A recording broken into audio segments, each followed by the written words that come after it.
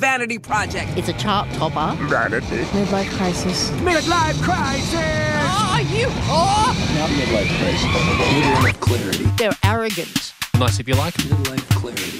Menopause. Oh, menopause? Is it a vanity project? I'm losing my edge. It's a vanity project. I stare into the abyss. I'm losing my edge. A cash grab vanity project. That little vanity project. It's tremendous. I love it. It's just a vanity project. I'm pleased as punch to announce that your favourite two cineasts will be talking film. Yes, if there's a cinema studies person lurking within, then do join us. What else can we expect on the program? Well, today we can expect our only celebrity friend, Francis Leach, to talk to us a little bit later on, I think, about potentially dogs. Take it away, Bitsy. They're lifting weights between visits to doctors. Shit wellness books and hot stones engulf them. Multiple Fitbits are strapped to their skin. And they've also got a podcast.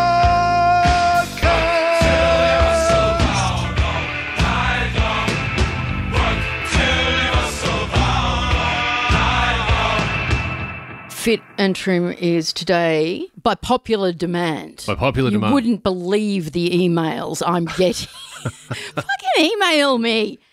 Just come on. I'm clearly a desperate, childless old woman. I'll start using your email address when I sign up to porn websites. Yeah, cool. I'm good with that. Okay, excellent. But you wouldn't sign up to porn websites, surely. I do it on your behalf. It's a beautiful fairy princess at vanityproject.skid.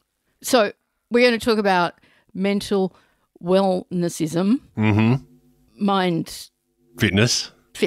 Yes. And we're going to talk about those quadrupeds, reptiles, and rectally compliant rodents beloved throughout time by Richard Gere, our pets. Francis Leach is not our companion animal, however much we beg, but he is an experienced companion of doggos. Francis. Hello, you two miscreants. How are we? Wonderful. Thank you, Francis. How the devil are you? I'm doing very well. I went for a walk with my beloved Pooch this morning. Always the best way to start the day. God, you genuinely take this shit seriously, don't you? I do. I'm a devoted dog lover, Helen. Always have been. I think I will be for life. Yeah, I love my boy. He's a beautiful big black Labrador. He weighs in about 38 kilos of wiggly fun, and he, other than eating anything that's not nailed down, he's perfect. I am quite curious to know because I don't have Ross refuses to acknowledge that I don't have a cat. I just think you give huge cat energy. I am a cat. I'm a cat lady, but I find that the nonsense part of owning a pet, well, it's all nonsense. One is actually permitted not only indoors but outside in public to use stupid voices, to give your companion animal 1,000 names for different situations, perhaps even compose a song, a pet sound, if you will. Yeah. But you very much won't, Francis. I know. Now, do you have a particular voice that you use for Duke? Well, it depends what I'm trying to get him to agree to do. So in the morning, it's all, Dukey boy, how you going? When he comes sidling up to my bed and says, yes, we're going to go for a walk, mate. We're going to go for a walk. And then I'll take him. But if he starts to eat something that's inappropriate, which is all the time, it's leave it.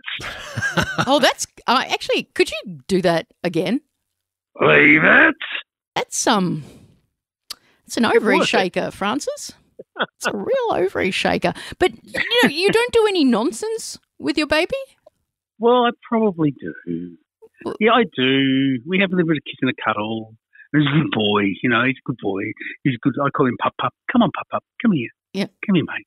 Come sit down. And then he'll lie down in the evening when he's tired and put his big buffy box head on my feet while we're watching television, and I'll just go, aw. You sound like a very rational and grown-up person. But when it comes to the pet in my life, the dog in my life, he gets inside, Helen. He's found a way in. He's got those big saucer brown eyes that just follow you around the room. He'll go wherever you go. And, he's a form of ultimate narcissism to have this beautiful animal, and you convince yourself he's totally devoted to you, when in reality he's probably just hoping that a fucking steak falls out of my back pocket and he can have something to eat. No. But I know that in the back of my head that's the reason why he follows me around, right? Well, I choose to believe that he does it because he loves me. Well, he does think of you as an alpha. I mean, he really does. I mean, sure, you're providing the food, but you're also providing the discipline. And I am a catless cat lady, so I've read no fewer than 2 cat behavioural books. Okay. And, of course, the cat is compared to the dog. So it must come off poorly. The dog? No, the cat must come off poorly in comparison. No. Oh. No, I mean... Depends what you're looking for out of your experience, I think. Dogs are idiots. They're fucking idiots. And that's exactly what I'm after. Exactly.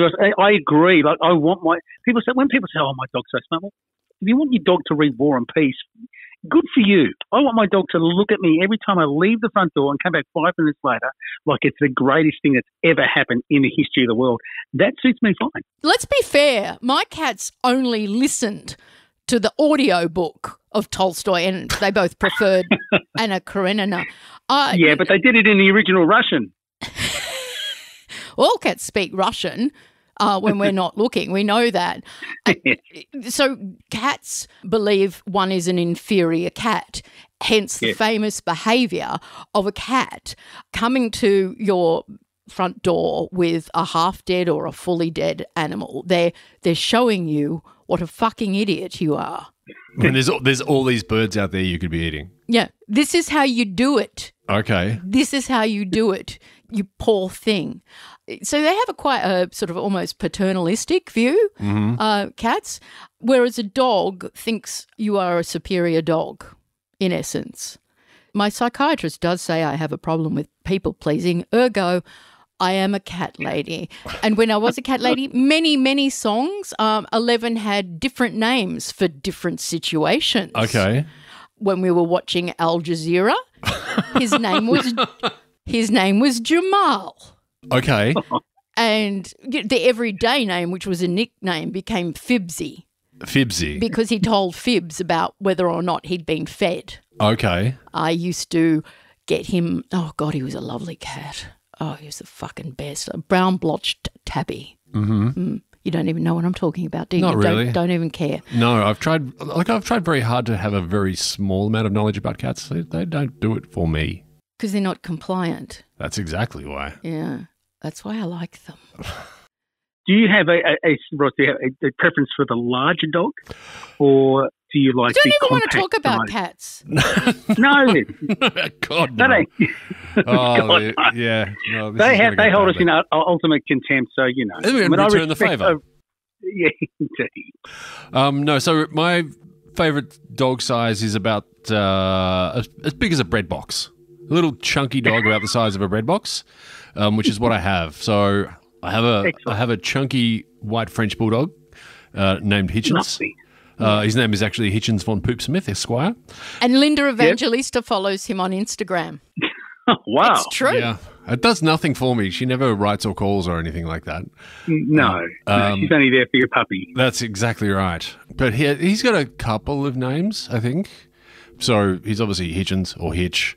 Or then he'll just be Buddy or Little Buddy. But then I call my car Little Buddy sometimes too. And you also have a designated buddy time on the couch, don't you? Yeah, we do have designated buddy time. Yeah, buddy time. Yeah. Do the voice you use. Yeah, I can't do it because he's in the room and he'll go absolutely off Go on. his tree. No. Go on. Go on. Give him some buddy time. No, I can't give him some buddy time. It's a very visual medium, the buddy time. Yeah. So buddy time is at the end of my day, I will lie down on the couch and I'll say, hey, it's buddy time. And then he will jump up onto the couch and then walk all the way along my body, managing to make sure that he somehow gets each testicle with all 4 paws his way up. I don't know how he does it, but it's fantastic. And then that's a service you can pay for, you know. Yeah, I know. Why do I know that? I should have admitted that I knew that. Getting that stuff for free to you. Yeah, exactly. And then we just have a little bit of a snuggle time for a little while, and then it goes on for probably about 90 seconds, and then we both kind of piece out of it and look in the other way and pretend that it never happened, and then he'll just go back to the floor. But he does not do that with my wife, and it makes her a little bit upset.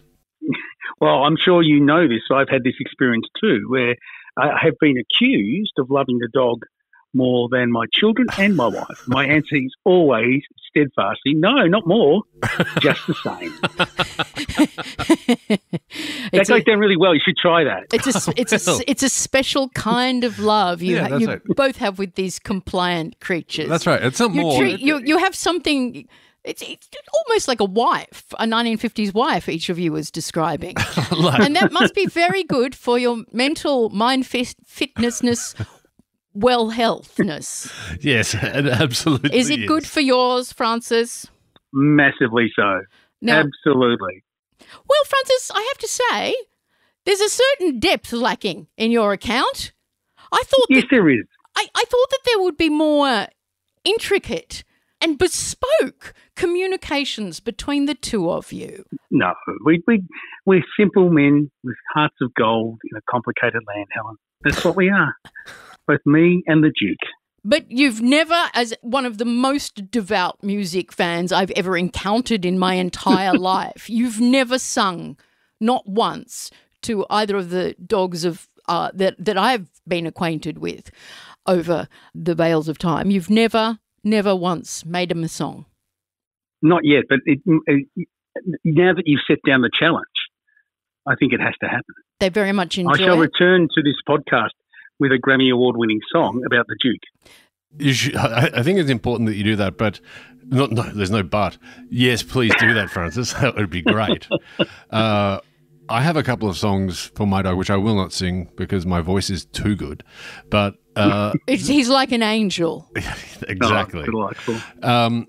But when I think about him, they're somewhat disconcerting because the main one that I sing to him is about the fact that he's made of meat. I'm very aware of the fact that Hitchens is made of meat all the time. It's just like 16 kilograms of meat just walking around the house. Yeah. I don't think of that when I see humans, but I'm just like, oh. Do you sing it to a tune of your own devising? Oh, yeah, of course. Oh, right. I was very, very fond of particular. Did you ever watch Bold and the Beautiful? I'm sure that I would have. Ridge Forrester, the man who played Ridge Forrester, was in a band called Player. And baby, come back. Yeah, well. That one. Yeah, when Fibsy tried to, when 11, went out the front because one needs to be a responsible cat companion and keep the buggers indoors and basically just have the worst interior architecture ever because everything's for the cat and your walls are carpeted. And I would go, Fibsy, come back. Any kind of fool could see. And, it works with an enormous amount of words because it doesn't, it eschews rhyme. And I recommend that you use Players, Baby Come Back. Okay. Conceivably their only song. Let's go to the expert. Is it their only song, Francis? It's the only one you should listen to. But what a tune it is. And isn't it great that the Gen Xers in this conversation remembered it straight away? It's okay to be a one-trick pony if it's a very good trick. Yeah, absolutely. Couldn't agree more. Darling, thank you so much for your time. I know you're busy and important. Yes. No, not really. But you leave it. Right, practice with me. That was very nice. I do appreciate it. Thank you, darling. Bye-bye. See you, Francis. Oh, isn't he fabulous and masterful? He is. What a broadcaster. Rather like yourself. Ross refuses to share his private compositions about his dog made entirely of meat. Fortunately, that is not the case with Cinnamon. 2 original compositions. The first for the now departed Max, an American Cocker Spaniel. His name is Maxie Pooh. He knows just what to do. His name is Maximus. He's the one that you can trust. Cinnamon, that was beauteous. You are chic yet spicy, with a little bit of exoticism thrown in, just like your lovely name. And this, the second, a bespoke tune written for your English Cocker Spaniel, and it's called Buddylicious. I think we'll all recognise it. I don't think you're ready for this belly. I don't think you're ready for this belly. I don't think you're ready for this. 'Cause my body's too buttylicious for you, babe. So you've not been tempted into sharing with us at all? No. Oh, jeez. It's no. I think it's a private moment between me and my dog and my wife and then anybody else who was around. But really, it's a communication between me and Hitch. Yeah. I think a gentleman doesn't sing and tell. If you would like to share your beautiful songs, I would love to hear them. I'm sure that they're very sensible and they will be treated with all the respect due to people who are actual adult humans and sing to their fucking companion animals. It's good for mental health. Now, sir, Yes. you won't sing, but you will share your opinion, I know, on the very concept and the very actuality of role models. I'm not a huge fan, Helen. I don't really... Role models and heroes will always eventually fail you. There's no way for them not to because they're essentially, just normal human beings. I remember when I was younger, my dad, who, like many people his age, is nowhere near as left-wing as he once was, used to... Is he doing Sky? I don't believe so because I think when I set the TV up, I just didn't tune in that channel. Good. But when he was younger, he was a shop steward when he was real young. And then even in the early 80s, he would talk about Lech Walesa a lot. And then I kind of inherited Lech Walesa as like, oh, well, my dad said he's pretty cool. And then, it didn't turn out great. I have a fascinating story about Lech Walesa. Would you like me to hear it? I would love you to hear it. Good. I'm not myself. I'm missing my nicotine replacement therapy. Would you like me to share it? I would love you to with share it. All right. Well, I shall. Please. When I was 14, I had to have an operation on my tooth. Okay. Because my baby tooth had gone wayward across my soft palate. Isn't this a fascinating anecdote? It is. Look, everybody likes to hear about the luxury bones. And I had to have it anchored down with braces and today it's a ground down brown piece of shit, but it's still a tooth because antidepressants give me bruxism. That aside... That's a ground down brown crown. I'd been listening to the radio because Mum didn't spring for TV at the hospital and I heard something and the first thing that I said when I came out of the anaesthetic was, oh no, Russia's imposed military law in Poland. Okay. That was the first thing I said. Good. Lech went a bit odd. He did. In later years. He did go rather odd in the later years. But the entire idea of role models, especially in this country, is somewhat bonkers, right? The idea that there are people that you should be looking toward, and I don't really think that anybody actually does that, or very few people go, even as kids or at the ages where you're impressionable, you go, I better act in such a way that it reflected the values of such and such. Well, I mean, I'm sure with children, I mean, they do model their behaviour on the people closest to them. Yeah, absolutely. And then in this country, we say that the worst possible people to be role models are the key role models. So we say that 19-year-old football players who are making $300,000 a year are the role models, and then we expect them to not act like 19-year-old sports players with $300,000 a year. It's an unwinnable situation for the role model or for the person who has been told you are a role model and for society at large. That's just never going to mesh. I can but concur. And I think that pithy thing, what you just said, is almost as good as my anaesthesia story. I found out the other day something because we tried to do remote recording like people do with podcasts. Oh, fuck. You're on Vanity Project, by the way. I needed to remind you of that. And I didn't have the right lead, okay? And DJ City wasn't open. Right. So I went to JB Hi-Fi. Okay. Did you buy yourself a robot? Did you buy a robot vacuum cleaner? I did not, although I was tempted, and I had a very nice interaction with a young man who's digital film artiste. We chatted for a while, and because he was a weirdo and I'm a weirdo, Game respects game. we would, yeah, indeed. And we got to Stephen Brackage. Do you know Stephen Brackage's work? I do not. I'm not much of a cineast, are you? I'm not as much as I pretend to be. It's a bit of a wank. Okay. Oh, no, I mean, but they're good, weird films. Mm-hmm. And I said, and you know, he inspired David Lynch. And I found out David Lynch died. Nobody told me. Why didn't you fucking tell me? You know I love Lynch. Yeah, but I'm also kind of not your personal obituary deliverer. But, you know, I mean... I can be. Yeah, thanks. If you think it's somebody that I'd be interested in Okay.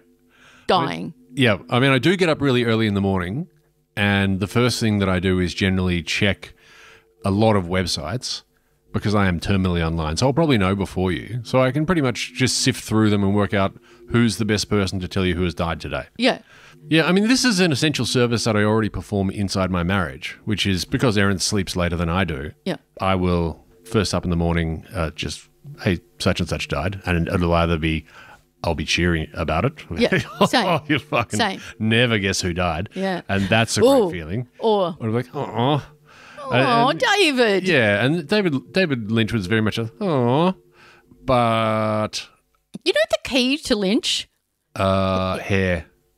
Well, he does have excellent hair and quite nice cheekbones. His whole body hangs off these cheekbones, darling. Loved a cigarette. Yes, and I liked his turns as an actor. Mm-hmm. I don't think you're as much a Lynch fan as I. Why? Why am I not as much of a Lynch fan? Why don't you like? I mean, they're just the best. Never really blew my hair back. Yeah. Like, I understand the essential reason that people like David Lynch. Yeah, because they're moving paintings, which is all he wanted to do. The key to David Lynch, apart from Mulholland Drive, which is a story that is chopped up in time, but it's still a narrative. There's no narratives or story, as we used to call them, in the rest. They're just a feeling. I quite like that. I feel released. I think I feel a certain release in not having to keep up because I'm one of those people at the cinema. Now, who's that? I don't know, Helen. I'm seeing the same movie for the same first time as you. No, but who is it? Yep. Yeah. Oh, I'm fun. I think I don't want to compare the two directors at all. David Michôd is very much a vibes-based director. I don't know. David Michôd, The Rover, the recent Shakespeare film that was about Henry V. I don't know. I think it's called Henry V. No, it's called something else. The King. It was called The King. I want to say that he did something else, which we'll put in show notes, or we won't. We'll say that we will and we won't. But he might be one of those little jobs you give me to make me feel useful. So I won't get done. I got a friend of mine to sit with me and watch The Rover, and The Rover is a wonderful film with Guy Pearce, and the story is not that. Act his nuts off, Guy. Oh, he's incredible. Can't he? Yeah, and it's got amazing. It's got Robert Pattinson in it as well. Tremendous film, but it's very much at the end of it. It's like, what did I just watch? All right, I just watched a 2-hour feeling painting. But back to David Lynch. But there's no. I've said all I want to say. Okay. I mean, really, the critique of David Lynch is pointless. Yeah. You know? And also, I'm not getting paid $1 a word for the criticism, which I used to get paid. So, no. Okay. Fucking watch it yourself. I don't care. I don't care about anything. No. I do very much. I'm sorry, you have been with us on Vanity Project. Do you think that's it? Are you overfull with words aching to get out, Ross? Oh, it's later than I thought. Yeah, enjoy yourself. It's later than you think. We don't need to talk about anything else. No. Look, I think, I'd love to talk to you about 2001. I would love you to talk about 2001. Can it wait till next time? It will only get better. Stay tuned. I think this cinema segment's gone very well, don't you? Yeah, absolutely. I think we've really introduced people to the Lynchian way of doing things. So I think we'll save it for next time. Bye for now.